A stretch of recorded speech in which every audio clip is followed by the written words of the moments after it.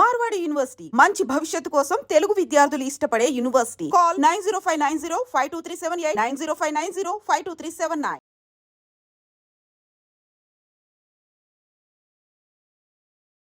మన ఇంట్లో చాలామంది ఎవరో ఒకరు చాలా లో ఫీల్ అవుతారు. బట్ వాళ్ళకి లో ఫీల్ అయిన ప్రతి ఒక్కరికి సడన్‌గా ఎవరో ఒక అఘోరి మాతనో, ఇంకెవరో వచ్చేసి నయం చేసేస్తారని మనం అనుకోవడం అనేది ఒక మూర్ఖత్వం అని నేను అంటాను. సో, ఇప్పుడున్న సిట్యుయేషన్స్ మనం చూస్తున్నాం. ఎక్కడ చూసినా అఘోరి మాత, తన చుట్టూ ఎంతోమంది అమ్మాయిలు ఒకలాంటి ట్రాప్‌లో పడ్డారనే నాకు అనిపిస్తుంది. మరి ఈ అఘోరి మాత అనేది ఫేక్ అని నేను అంటాను. సో, ఇప్పుడు మన ముందు ప్రదీప్ కరేంగ్ల గారు ఉన్నారు. మీకు ఆల్రెడీ తెలిసిందే, ఇన్‌స్టాలో కూడా ఈజీగా టైప్ చేస్తే దొరుకుతారు. సో, ఏం చెప్తారో చూద్దాం. నమస్తే అండి, ఎలా ఉన్నారు? నమస్తే భవ్య, నేను చాలా బాగున్నా. యాహ్! సో, నేను ఇందాక ఆల్రెడీ చెప్పాను. నాకు ఈ అఘోరి మాత అనేది ఫేక్. ఇదొక పెద్ద ట్రాప్ లాగా సంథింగ్ బిహైండ్ ఏదో ఇంటెన్షన్ తోటి ఈ అఘోరి మాత ఫేమ్ అయ్యి వచ్చింది. బట్ చేసేవన్నీ బయటికి మాత్రము మేడిపండులాగా బయటికి చక్కగా చూపిస్తూ లోపల ఏవో సంథింగ్ ఉన్నాయని నాకు అనిపిస్తుంది. మీరేమంటారు ఈ కేసు గురించి? భవ్య, యాక్చువల్లీ ఇది మన ఇండియాలో జరుగుతుంది కాబట్టి చాలా నార్మల్ కేసు లాగా ఉంది. ఒకవేళ ఇదే కేసు కనుక అబ్రాడ్లో జరుగుంటే, నేను నిజంగా చెప్తున్నా, సైకలాజికల్ టెక్స్ట్ బుక్స్లో కేస్ స్టడీస్ లాగా ప్రింట్ అయ్యే అంత పెద్ద కేసు ఇది. ఓకే. ఎందుకంటే చాలా ఎక్కువ సైకలాజికల్ ఫినామినన్స్ ఉన్నాయి అండ్ చాలా మ్యానిపులేటివ్ బిహేవియర్స్ ఇవన్నీ దాగున్నాయి. సో ఒకసారి అసలు అఘోరి ఎలా ఈ అమ్మాయిని, వర్షిణిని మ్యానిపులేట్ చేసింది అనడానికన్నా ముందు అసలు తనెందుకు అఘోరి అయింది అన్నది సైకలాజికల్ డైమెన్షన్ నుంచి చూస్తే మన కేసు ఇంకెక్కువ అర్థమవుతుంది. సో అలా చూడడానికి ట్రై చేద్దాం. So first of all, Aghori ఎవరు? హిజ్ ఎ శ్రీనివాస్. ఎక్కడి నుంచి వచ్చారు? ఒక నార్మల్ ప్లేస్ నుంచి, ఒక నార్మల్ ఫ్యామిలీ ఎన్వైర్న్మెంట్ నుంచి, ఎక్కువగా హడావిడి లేకుండా, తన లైఫ్ స్టైల్ కూడా ఎక్కువ ఫుల్ఫిల్మెంట్ లేకుండా, ఇలాంటి నార్మల్ లైఫ్ స్టైల్ నుంచి వచ్చారు. నార్మల్ లైఫ్ స్టైల్ నుంచి వచ్చిన ఒక పర్సన్ తర్వాత ఏం చేశారు? తర్వాత అల్టిమేట్లీ తన ఎడ్యుకేషన్లో ముందుకు వెళ్ళలేదు. ఫిజియోలాజికల్లీ ఎక్కువ పవర్ఫుల్ కూడా కాదు, ఫినాన్షియల్ బ్యాక్గ్రౌండ్ బాగాలేదు. సో ఎప్పుడైతే ఒక పర్సన్ ఫిజియోలాజికల్లీ, ఎడ్యుకేషనల్లీ లేదా ఫినాన్స్, ఈ మూడు విషయాల్లో ఫెయిల్యూర్ అవుతారో, డెఫినెట్లీ వాళ్ళు పవర్ఫుల్ అవ్వడానికి ఇంకొక సోర్స్ని వెతుక్కుంటారు. మనల్ని ఎవరు గుర్తించాలి అనే థాట్ వచ్చినట్టుంది. It's like validation. పర్ఫెక్ట్. ఎలా అంటే, నేనున్నాను, నా ఎగ్జిస్టెన్స్ ఉంది అని జనాలకు తెలియాలి, నన్ను చూసి భయపడాలి, నా మాటకి వాల్యూ దక్కాలి, లేదా నేను పవర్ అని చెప్పి ప్రూవ్ చేయాలి. ఇలాంటివన్నీ మనకి ఇలాంటి ఏరియాస్లో చాలా ఎక్కువ కనిపిస్తాయి. అండ్ నేనేమనుకుంటున్నా అంటే, ఇన్ జనరల్గా చెప్పాలి అంటే, ఎప్పుడైనా తన జెండర్ని చేంజ్ చేసుకోవడం కావచ్చు, లేకపోతే నేను అఘోరి మాతనయ్యి అక్కడి నుంచి వచ్చాను, కేదార్నాథ్ నుంచి వచ్చాను అని చెప్పి చెప్పడం కావచ్చు, ఇదంతా కూడా ఇట్స్ జస్ట్ క్రియేటెడ్ ఫినామినన్. ఎందుకు అంటే, జనాల దగ్గర నుంచి ఒక ఎక్స్టర్నల్ వ్యాలిడేషన్ కోసం, అండ్ జనాలని భయపెట్టి వాళ్ళు ఈయనకి భయపడుతూ రెస్పెక్ట్ ఇస్తుంటే ఆ రెస్పెక్ట్ని చూసి హ్యాపీగా ఫీల్ అవ్వడం కోసం అని చెప్పి నేను అనుకుంటున్నా. So coming back to the case, ఇప్పుడు మీరు చెప్పినట్టుగా వర్షిని ఎందుకు ట్రాప్ లో పడింది, ఇది ఒక కైండ్ ఆఫ్ ట్రూగా చెప్పాలంటే, మనం ఈ కేసుని అఘోరి మాత సెన్సేషన్ కోసం మాట్లాడటం కాదు. నేనే కన్సర్న్తో చేస్తున్నా అంటే, ఆ అమ్మాయి మాట్లాడిన విధానం కానీ అదొక లాంటి, ఎందుకో ఒక ఫుల్ కంప్లీట్ ఒక బాధ, దుఃఖం లోపల నిండిపోయి ఉంది. ఒక ఇన్సెక్యూర్డ్ లైఫ్ అంతా లీడ్ చేసింది. అఘోరి మాత ఒక రిలాక్సేషన్ లాగా కనిపించింది ఆ అమ్మాయి, కానీ నాకు అనిపించింది. సో ఇందులో ఇలా చాలా మంది ఉంటారు ఇన్ఫ్లుయెన్స్ అవ్వడానికి, అట్లాంటి ట్రాప్ లో పడిపోవడానికి. బట్ వాళ్ళందరికీ అవేర్నెస్ రావాలి కదా. సో ఈ అఘోరి మాత ఫేక్ అనేది మీరు ఆబ్వియస్లీ మనకు అర్థమవుతుంది. మరి వర్షిని ట్రాప్ ఎందుకు అయిందంటారు? వర్షిని ఇంకొక అదర్ సైడ్, తను ఫీమేల్ అఘోరి ఎలా అయిందో తను వ్యాలిడేషన్ కోసం తనకు దగ్గరైంది అని చెప్పొచ్చు. ఒక్క మాటలో చెప్పాలి అంటే, తన లైఫ్ స్టైల్ని ఒకసారి చూడండి. నేను వాళ్ళ ఫ్యామిలీ ఇంటర్వ్యూస్ అన్నీ చూశాను. ఆల్మోస్ట్ ఆల్ ప్రతి చోట కూడా వాళ్ళ ఫ్యామిలీ కూడా ఫినాన్షియల్లీ చాలా తక్కువ బ్యాక్గ్రౌండ్ నుంచే వచ్చారు. అండ్ ఇంకొకటి, they are not in a very happy environment. ఎందుకు ఈ మాట చెప్తున్నా అంటే, వాళ్ళ ఫాదర్ రెగ్యులర్గా డ్రింక్ చేసేవాళ్ళు, ఎన్వైర్న్మెంట్ అంతా కూడా అంత గొప్పగా ఏం లేదు. సో బ్రదర్ కూడా చాలా చిన్నగా ర్యాపిడో ఏదో చేసుకునేవాళ్ళు. ఇలాంటి ఒక ఎన్వైర్న్మెంట్లో ఉన్న అమ్మాయి వర్షిని. తనకంటూ చాలా పెద్ద డ్రీమ్స్ ఉండొచ్చు, బట్ తనకు కావాల్సిన హ్యాపీనెస్ అక్కడ దక్కనే లేదు. అలాంటి టైం ఫ్రేమ్ కాకుండా ఇంకొక పెద్ద ట్విస్ట్ ఏంటి అంటే, వాళ్ళ ఫ్యామిలీకి ఈ స్పిరిచువాలిటీ అనేది చాలా కాలం నుంచి అసైన్ అయ్యి ఉంది. ఎలా అంటే, ఒక ఇంటర్వ్యూలో వర్షిని వాళ్ళ బ్రదర్ మాట్లాడుతూ, మా నాన్న కూడా ప్రీవియస్లీ ఇలాంటి ఒక ప్రాబ్లమ్నే గో త్రూ అయ్యారు. ఆయన రోడ్ల పైన బట్టలు లేకుండా తిరిగిన టైంలో వేరే ఒక స్వామీజీ కష్టపడి మా నాన్నని బెటర్గా చేశారు అని చెప్పేసి అన్నాడు. సో దీని అర్థం ఏంటి? వీళ్ళు బాబాలని చాలా ముందు నుంచి నమ్ముతున్నారని కదా. సో బాబాలని ముందు నుంచే నమ్ముతున్న ఒక ఫ్యామిలీ నుంచి వచ్చిన అమ్మాయి వర్షిణి అని మనం గుర్తుపెట్టుకోవాలి. అవును. అంటే తన ఫ్యామిలీ ఎన్వైర్న్మెంట్ ఆ డైనమిక్సే బాబాలని గురువులని నమ్మే డైనమిక్స్ అని. సో ఇట్లాంటి టైం ఫ్రేమ్లో ఈ అఘోరి మాత కూడా రెగ్యులర్గా వాళ్ళ ఇంటికి విజిట్ చేస్తూ ఉంది. 1 వీక్ ఏదో పూజలు ఉన్నాయని చెప్పి వాళ్ళ ఇంట్లోనే ఉంది. జస్ట్ ఇమాజిన్, అఘోరికి కావాల్సింది పవర్. పవర్ కోసం జెండర్ని మార్చుకున్నాడు తప్ప తను ఫీమేల్ అవ్వలేదు. ఈ క్లారిటీ మీరు మిస్ అవ్వకండి. ట్రాన్స్జెండర్ అదే డౌట్ వచ్చింది, బట్ అది సెన్సేషన్ కోసమని నాకు ఫస్ట్ లో వైరల్ అవ్వాలి, వెంటనే ఏం చేయాలి, సో నేను ఫీమేల్ అవ్వాలి, ఫీమేల్ అయిన తర్వాత ఏం చేయాలి, నేను న్యూడ్గా ఇంటర్వ్యూస్ ఇవ్వాలి అనే థాట్ వచ్చిందా అని నాకు డౌట్ అనిపించింది. మీరు అదే అబ్జర్వ్ చేస్తారా కేసు? ఇట్స్ మోర్ ఇంటెన్సివ్ అండి. ఎందుకు అంటే ఇప్పుడు ఒక క్రైమ్ ని ఒక అబ్బాయి చేశాడు అనుకోండి, చాలా మంది వీడు క్రైమ్ చేస్తున్నాడనే అంటారు. ఒక అమ్మాయి చేసినా కూడా క్రైమ్ చేస్తుందనే అంటది. కానీ మన ఇండియాలో already we are giving much more importance to transgenders. ఇట్లాంటి టైం ఫ్రేమ్లో ఎవరైనా ఒక ట్రాన్స్ని బయట సొసైటీ కావచ్చు, పోలీస్ కావచ్చు, గవర్నమెంట్ కావచ్చు టచ్ చేయాలి అన్నా కూడా 1కి 2 సార్లు ఆలోచిస్తారు. మేబీ తనకి కావాల్సిన పవర్ని ఇంకా ఎక్కువగా దక్కించుకోవడం కోసం ట్రాన్స్ అయి ఉండొచ్చు కదా. కానీ ఇక్కడ యాక్చువల్ ఫినామినన్ ఏంటంటే, ట్రాన్స్ లాగా తను మారింది పవర్ కోసం, కానీ తనకి అమ్మాయి లాగా మారాలి అని ఇష్టంతో కాదు. అలాంటప్పుడు తన బాడీలో XY హార్మోన్సే ఉంటాయి కదా, అంటే తను ఇంకా మేలే కదా. సో తన డెఫినెట్లీ ఫీమేల్ అట్రాక్ట్ చేస్తారు. డెఫినెట్లీ ఫీమేల్ ని అట్రాక్షన్ ఉంటుంది. అట్ ద సేమ్ టైం వర్షినికి తన ఫ్యామిలీ డైనమిక్స్ ఏమో అస్సలు బాలేవు. అలాంటి టైంలో అండ్ వాళ్ళు ఆల్రెడీ అఘోరాలని పెద్ద పెద్ద గురువుల్లాగా స్వామీజీలాగా ఫీల్ అవుతున్నారు కాబట్టి వర్షిని మైండ్లో కూడా అదే ఉండుండొచ్చు. కాబట్టి ఇంత పెద్ద గురువునే నేను నీ కోసం వచ్చాను అని ఒక్క మాట చెప్తే చాలు కదా ఫ్యామిలీని వదిలేసి వెళ్ళిపోవడానికి. ఇందులో చాలా పెద్ద ట్విస్టే ఉంది. బికాస్ వాళ్ళ మైండ్ సెట్స్ చిన్నప్పటి నుంచి అలానే ఉన్నాయి. దారుణంగా మా ఫ్యామిలీ అసలు వీళ్ళే దరిద్రులు, వీళ్ళు మంచి వాళ్ళు కాదు, వీళ్ళే నన్ను ఏదో ఒకటి చేస్తారు అని అంత కైండ్ ట్రామాకి అమ్మాయి ఎందుకు గురై ఉండొచ్చు అంటారు? ఈ ట్రామాకి ఎందుకు గురై ఉండొచ్చు అంటే వాళ్ళ డైనమిక్స్ అస్సలు బాగాలేవు. ఇది మీరు బాగా గుర్తుపెట్టుకోండి. అట్ ద సేమ్ టైం వాళ్ళ బ్రదర్, వర్షిని వాళ్ళ బ్రదర్ ఒక ఇంటర్వ్యూలో చెప్తున్నప్పుడు నేను విన్నాను, అఘోరి మాత వర్షినితో ఏం చెప్పేది అంటే, నేను మీకు 50 lakhs ఇచ్చి ఒక ఫ్లాట్ కొనిస్తాను, నేను చాలా బాగా చూసుకుంటాను, పెద్ద పెద్ద కార్లలో తిప్పుతాను. ఇలాంటి మాటలు ఒక లోవర్ మిడిల్ క్లాస్ అమ్మాయికి చెప్పినప్పుడు ఎట్ ద సేమ్ టైం తన ఫ్యామిలీ కొద్దిగా ఫినాన్షియల్లీ స్ట్రాంగ్ లేనప్పుడు ఎంత అట్రాక్టివ్గా ఉంటాయి. You got it right. At the same time ఇవి చెప్పేవన్నీ కూడా మ్యానిపులేటివ్ లాగా చెప్పడం ఒక లెక్క, నేను దేవుడి సిచ్యువేషన్లో ఉన్నాను, అంత స్టేజ్లో ఉన్నాను, నేనే దేవుడిని, నేను నీ కోసం వచ్చాను అని చెప్పడం ఇంకో లెక్క. దానికి ఒక 100 ఇంటెన్సిటీ యాడ్ అవుతుంది. సో అంత ఇంటెన్సిటీ యాడ్ అయినప్పుడు ఇప్పుడు వర్షిని మైండ్లో తను ఏం చెప్తే అది మాత్రమే నేను చేయాలి, ఎందుకంటే ఒక దేవుడి లాంటి ఫిగర్ నా కోసం వచ్చాడు, నా కోసం వచ్చి నన్ను ఇంత బాగా చూసుకుంటున్నాడు అన్న ఒక చిన్నపాటి కన్ఫ్యూజన్లో, మ్యానిపులేషన్లో తను ఉంది అని చెప్పొచ్చు. కానీ ఎంటైర్ సినారియోలో వర్షిని అలా ఎందుకు బిహేవ్ చేసింది అనడానికి psychologically there is no doubt చాలా క్యూస్ ఉన్నాయి.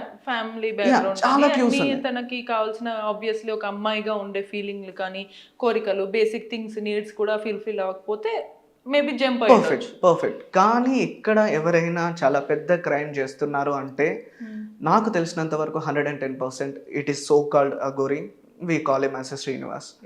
ఎందుకు అంటే తను చేసే దాంట్లో మ్యానిపులేషన్ తప్ప నాకు ఎక్కడ భక్తి కనబడట్లేదు, ఎక్కడ ఒక యాక్చువల్ అఘోరి ఎలా బిహేవ్ చేస్తారో వాళ్ళ బిహేవియర్ కూడా కనబడట్లేదు. I can only see power. So అందుకే నేను దీన్ని ఒక పవర్ కంపెన్సేషన్ థియరీ అని పిలుస్తాను. ఇక్కడ ఇంకొక డౌట్ ఏంటంటే, చాలా మంది అసలు ఈ ఫేక్ అని తిడుతున్నారు పబ్లిక్ అప్పటికి, బట్ స్టిల్ ట్రెండింగ్లో ఉంటున్నారు వాళ్ళు, అదే వాళ్ళకి కూడా కావాలి కావచ్చు. ఇక్కడ వర్షిని ట్రాప్ అవడానికి ఒక పర్పస్ ఉంది. ఇక్కడ సైకలాజికల్ ఫ్యాక్టర్స్ మనం చూసాం, అటు Aghori like alias Srinivas psychological factors మనం చూసాం. ఇంకో సైడ్ ఫస్ట్గా నేను పెళ్లి చేసుకున్నాను, బట్ నాకు నిన్న మొన్న తెలీదు, మీడియా ద్వారా తెలిసింది, 15 days బ్యాకే తెలిసిందని ఫస్ట్ వైఫ్ అమ్మాయి నేను పెళ్ళి అయిపోయిందని చెప్తుంది మీడియా ద్వారా. సో తనే కండిషన్ వల్ల ట్రాప్ అయి ఉండొచ్చు అంటారు. The same condition. మీరు అఘోరి పెళ్లి చేసుకున్నా అని చెప్పి ఇప్పుడు ఇంకో అమ్మాయి వచ్చింది అన్నారు కదా, ఇలాంటి 100 అమ్మాయిలైనా రానివ్వండి, ఈ 100 మంది బ్యాక్గ్రౌండ్ని మీరు చూడండి. అఘోరి ఎవరిని అట్రాక్ట్ చేస్తున్నారు? రిచ్ పీపుల్ని ఎప్పుడు కూడా తను టార్గెట్ చేయట్లేదు, లేదా ఫినాన్షియల్లీ స్టేబుల్ ఉన్నవాళ్ళు, ఎడ్యుకేషనల్లీ చాలా బెటర్గా ఉన్నవాళ్ళు, మిరాకిల్స్ చేసేవాళ్ళు, మంచి ఫ్యామిలీ బ్యాక్గ్రౌండ్లో ఉన్న వాళ్ళని తను అసలు టార్గెటే చేయట్లేదు. తన టార్గెట్లో గురైన అమ్మాయిలందరినీ చూడండి, ఫినాన్షియల్లీ వీక్, ఎడ్యుకేషన్ బీటెక్ చదివి ఉంటారు, but they are not knowledgeable.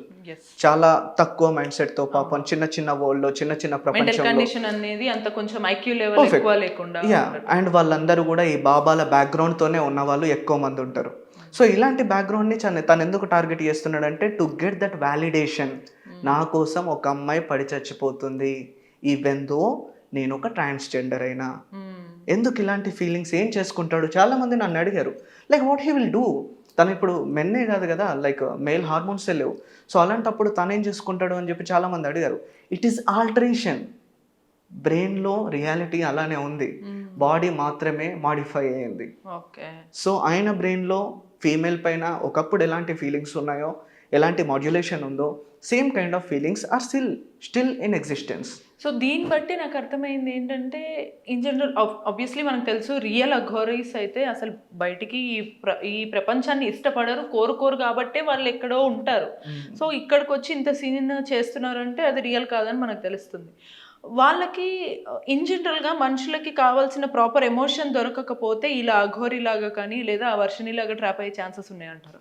Definitely ఉన్నాయి. I mean in some external cases, కొన్ని సీరియస్ కేసెస్లో ఛాన్సెస్ ఉండడం కాదు, ఆల్రెడీ మనకు వీళ్ళు కళ్ళతో కనిపిస్తున్నారు కదా. సో దేర్ ఇస్ ఇంకా ఛాన్సెస్ ఉన్నాయా లేదా అనేది క్వశ్చనే కాదు. ఆల్రెడీ వీళ్ళిద్దరు అఘోరి అయినా వర్షిని అయినా ఎక్కువగా ఇట్స్ అ కొలాబరేటివ్ అప్రోచ్ అండి. ఎవరిదే మిస్టేక్ కాదు. ఇప్పుడు ఫర్ ఎగ్జాంపుల్ వర్షిని డైనమిక్స్ నుంచి ఆలోచించినట్టయితే తన ఫ్యామిలీ తనని ఈవెన్ దో ఫినాన్షియల్లీ వీక్ ఉన్నా చిన్నప్పటి నుంచి తనకంటూ ఒక వాల్యూనిచ్చి తన మాటలు వింటూ తనని ప్రేమగా చూసుకున్నట్టయితే తనకి కావాల్సిన ప్రేమ అంతా ఫ్యామిలీ నుంచే దొరికేది. సో ఎవడో గాలి నెల్లేటోడు నేను బాబా అని చెప్పేసి నేను నీకు లవ్ ఇస్తున్నాను అని చెప్తే ఈజీగా మ్యానిపులేట్ అవ్వరు. సో ఇక్కడ ఫ్యామిలీ నుంచి లవ్ రాకపోయేసరికి ఎక్స్టర్నల్ వ్యాలిడేషన్ కోసం నేను ఈ పర్సన్కి సొంతం, నా కోసం ఈ పర్సన్ ఉన్నారు అన్న ఫీలింగ్ కోసం అఘోరికి దగ్గర అయి ఉండొచ్చు. మరో సైడ్ ఇప్పుడు ఒక పర్సన్ ఎడ్యుకేషన్ కానీ ఫినాన్స్ కానీ స్ట్రాంగ్ ఫిజియోలాజికల్ అపీరియన్స్ కానీ లేకపోయినా కూడా స్టిల్ ఈ ప్రపంచం నా మాట వినాలి, వీళ్ళందరూ నేను చెప్పింది చేయాలి అన్న some kind of narcissistic mentality ఉన్న వాళ్ళలో ఇలా అఘోరిలాగా మారుతారు. సో ఇది ఎవరి మిస్టేక్ వల్ల జరిగింది అని అంటే వర్షిని లైఫ్ అయితే 110% అఘోరి వల్లనే స్పాయిల్ అవుతున్నట్టుంది. That we can clearly see. కానీ అఘోరి తనకి కావాల్సిన కోరికలు, తనకు కావాల్సిన పవర్, లేకపోతే తనకు కావాల్సిన కంట్రోల్ వల్ల తనకి తెలియకుండా తన లైఫ్ని తనే నాశనం చేసుకుంటున్నాడు. ఎందుకు అంటే ఈ విషయం హైలైట్లో మహా అంటే ఇంకో 1 year ఉండొచ్చు. అది ది వర్స్ట్ కేసులో, వర్స్ట్ సినారియోస్లో 1 year తర్వాత అఘోరిని చూసినా ఎవరు తన దగ్గరికి వెళ్ళరు. సో ఒక 1 year హ్యాపీనెస్ కోసం లైఫ్ని త్యాగం చేసుకోవడం ఎంతవరకు కరెక్ట్? బట్ వీళ్ళకి ఒకవేళ ఈ సైకాలజిస్టులతోటి థెరపీ ఇవ్వడం కానీ సెషన్స్ ఇచ్చినా లేదా ఏ పర్టికులర్ మూమెంట్లో వీళ్ళ మైండ్ సెట్స్ చేంజ్ అయ్యే అవకాశం ఉంటుంది ఈ కైండ్ ఆఫ్ మైండ్ సెట్స్ ఉన్న వాళ్ళు? డెఫినెట్లీ ఇక్కడ మనము ఓన్లీ సైకాలజిస్ట్ మాత్రమే కాకుండా సైకియాట్రిస్ట్ల నుంచి మెడికేషన్స్ ఇవ్వడం కావచ్చు, లేకపోతే వాళ్ళ బ్రెయిన్లో ఏమేమి body parts like brain parts అనేటివి ఆల్టరేట్ అయినాయి అవన్నీ మనము స్కానింగ్స్లో అలా ఇలా చూడడం కావచ్చు. So many people will involve in these kind of cases like న్యూరాలజిస్టులు కావచ్చు, సైకియాట్రిస్టులు, సైకాలజిస్టులు అందరూ కలిసి definitely we can make them a better person. కంప్లీట్గా లైక్ అఘోరి లాంటి వాళ్ళని అయితే కంప్లీట్గా మనం ఆల్టర్ చేయకపోయినా చాలా వరకు వాళ్ళని బెటర్ పొజిషన్లో ఉంచవచ్చు. కాకపోతే ఇక్కడ ట్విస్ట్ ఏంటి అంటే ఇఫ్ మనం అనుకున్న విధంగా ఇఫ్ అఘోరి ఒక నార్సిసిస్టిక్ పర్సనాలిటీ మెంటాలిటీ ఉన్న పర్సన్ అయితే వాళ్ళు నేను ఒక సైకలాజికల్ స్టేట్లో ఉన్నాను, నాకు సైకలాజికల్ ప్రాబ్లం ఉంది అని కూడా నమ్మరు. ఇన్ కేస్ మనం చెప్పినా నీకే సైకలాజికల్ ప్రాబ్లం ఉంది, నేనే నిన్ను నయం చేస్తా అని చెప్పేసి అంటారు తప్పించి మన దగ్గరికి రారు. బట్ ఇఫ్ ఇట్ ఆల్ ఒక యాక్సెప్టెన్స్తో వాళ్ళు వస్తే definitely we are here to help them. So probably దీన్ని బట్టి మనకు అర్థమవుతుంది ఏంటంటే ఇంట్లో ఎవరికైనా సరే కొన్నిసార్లు అట్లీస్ట్ కొంచెం మాట్లాడటం, క్లియర్గా కమ్యూనికేట్ చేస్తే ఒకరిలో ఓవర్గా ఇటువంటి డిజైర్స్ అనేవి పెరగకుండా ఉండే ఛాన్సెస్ ఉండొచ్చు కదా. డెఫినెట్లీ ఇంట్లో మనకి ఎలా చూస్తారంటే నా కూతురు పుట్టింది, తనని చదివించాలి, పెద్ద అయింది, పెళ్లి చేయాలి, పంపించాలి అన్నట్టు కాకుండా తనకేం కావాలి, తన లైఫ్ ఎలా నడుస్తుంది, తనకి ఏమేమి కోరికలు ఉన్నాయి, సో తన హార్మోనల్లీ ఎలాంటి చేంజెస్ వస్తున్నాయి, తనకు ఎలాంటి అలవాట్లు ఉన్నాయి, ఇవన్నీ కూడా మనం పక్కాగా మానిటర్ చేస్తూ ఒక ఫ్రెండ్లీ ఎన్వైరన్మెంట్ని క్రియేట్ చేయగలిగితే finance is never A matter. వాళ్ళు మిమ్మల్ని వదిలేసి ఎటు వెళ్ళరు. ఒక ఒక అవుటర్ పర్సన్ కోసం మా పేరెంట్స్ ఇలా చేశారు అలా చేశారు అన్న కంప్లైంట్స్ కూడా ఇవ్వరు. సో ఇది పేరెంటింగ్ మిస్టేకా అని మీరు అడగొచ్చు. Definitely it's a parenting mistake అని చెప్పొచ్చు. సో క్లియర్లీ ఒక పేరెంటింగ్ మిస్టేక్ అవ్వడం, అటు అఘోరి సైడ్ నుంచి కూడా బహుశా మేబీ పేరెంటింగ్ మిస్టేక్ ఉండొచ్చు. లేకపోతే ఒక అఘోరి లాంటి పర్సన్ బయటికి వచ్చి ఇలా ఒక సెన్సేషన్ క్రియేట్ చేసి అమ్మాయిలను ట్రాప్లో వేసుకొని అంత హల్చల్ చేసి అదొక టాపిక్ సబ్జెక్ట్ లాగా అవ్వడం అనేది ఇట్స్ అన్ అనదర్ థింగ్ అనే ప్రాపర్ వేలో వెళ్ళట్లేదు. మన ఎడ్యుకేషన్ సిస్టమ్ అనేది కూడా కాదు, కొన్నిసార్లు పేరెంటింగ్లో కూడా ఎడ్యుకేషన్ ఉంటుంది. సో ఇదందరూ కూడా రిమైండ్ చేసుకొని గుర్తుంచుకొని మన చుట్టూ ఉన్న వాళ్ళతో కొంచెం ప్రేమగా కన్వర్సేషన్ చేస్తే ఇలా ఐదర్ వర్షిని లాంటి వాళ్ళు కానీ అఘోరి లాంటి వాళ్ళు కానీ వచ్చే అవకాశాలు తక్కువగా ఉంటాయి. ఆ కంక్లూజన్ మనం యాక్చువల్ మాట్లాడుకోవాలంటే ఇష్యూస్ మనకి సార్ట్అవుట్ చేసుకున్నాం, ఇక్కడ ఎవరు ఏంటి అనేది మనకు తెలిసింది. బట్ రియల్ అఘోరీస్ అండ్ ఈ ఫేక్ పర్టికులర్ అఘోరి మాత అలియాస్ శ్రీనివాస్ ఎవరైతే ఉన్నారో వీళ్ళకి డిఫరెన్స్ ఎలా ఉంటుంది అసలు? అంటే పబ్లిక్ నిజంగా నమ్మాలి అంటే అఘోరి అంటే ఎలా ఉంటాడు అంటే మీరు ఏం చెప్తారు? పబ్లిక్ నిజంగా నమ్మాలి అంటే మీ కళ్ళకి ఎక్కడ పడితే అక్కడ కనబడితే మీరు ఆ పర్సన్ అఘోరి అని చెప్పేసి నమ్మకండి. Because the phenomenon of Aghori is much more intensive అండి. ఎలా అంటే ఈ ప్రపంచంలో ఉన్నవన్నీ కూడా లైక్ ఇవి ఇల్యూషన్స్ లాగా వాళ్ళు భావించి ద అల్టిమేట్ రియాలిటీ శివుడే అని చెప్పి నమ్మి శివుడి కోసం అని చెప్పి జనాలని, వాళ్ళ సెక్సువల్ డిజైర్స్ని, వాళ్ళ ఫిజియోలాజికల్ డిజైర్స్ని, వాళ్ళకున్న అన్ని ఎన్వైర్మెంట్స్ని వదిలేసి కేవలం శివుడి కోసం వెళ్ళి ధ్యానం చేస్తూ ఉన్న వాళ్ళు యాక్చువల్ అఘోరి. అంతేగాని వాళ్ళకి మన సనాతన ధర్మతో కావచ్చు, లేకపోతే మన లోపల జరుగుతున్న ఈ కాన్ఫ్లిక్టింగ్ ఎలిమెంట్స్తో కావచ్చు, లేకపోతే జనాలతో కావచ్చు ఎలాంటి సంబంధం లేదు. కెన్ యూ ఈవెన్ ఇమాజిన్ ఒక పర్సన్ ఒక కార్లో మంచిగా డ్రైవ్ చేసుకుంటూ సమ్ కైండ్ ఆఫ్ సిగరెట్స్ని స్మోక్ చేస్తూ ఎట్ ద సేమ్ టైం న్యూడిటీతో ఈ గుళ్ళల్లోకి తిరుగుతూ నేను సనాతన ధర్మాన్ని కాపాడడానికి వచ్చాను అని చెప్తూ, కానీ సనాతన ధర్మ అన్న పదం తప్పించి అంతకు మించి సనాతన ధర్మ గురించి ఏమీ చెప్పకుండా ఉంటూ ఒక అమ్మాయిని ట్రాప్ చేసి తనని పెళ్లి చేసుకొని ఉన్న పర్సన్ మీరు నిజంగా అఘోరి అని నమ్ముతున్నారా?